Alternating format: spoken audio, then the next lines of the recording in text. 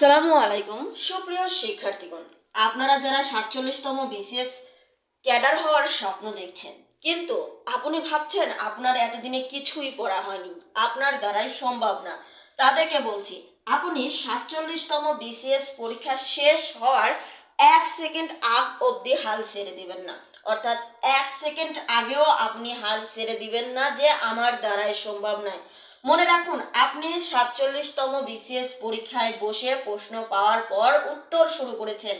200 নম্বরের পরীক্ষার মধ্যে লাস্ট শেষ 200 নম্বরের উত্তর করছেন। ঠিক সেই মুহূর্তেও যদি আপনি হাল ছেড়ে দেন, তাহলে আপনি মনে করবেন যে আপনি হেরে গেছেন।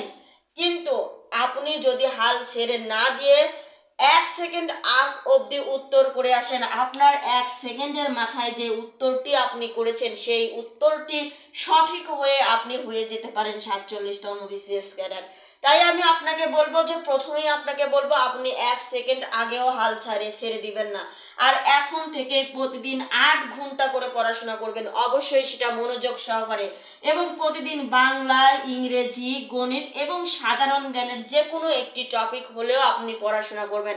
আপনি যদি এখন থেকে শেষ অবধি অর্থাৎ পরীক্ষা শেষ অবধি আপনারা চেষ্টা করে যান, তাহলে কিন্তু আপনি সফল হতে পারবেন। কিন্তু আপনি যদি এখনই হাল ছেড়ে দেন, তাহলে কিন্তু আপনি হেরে গেলেন।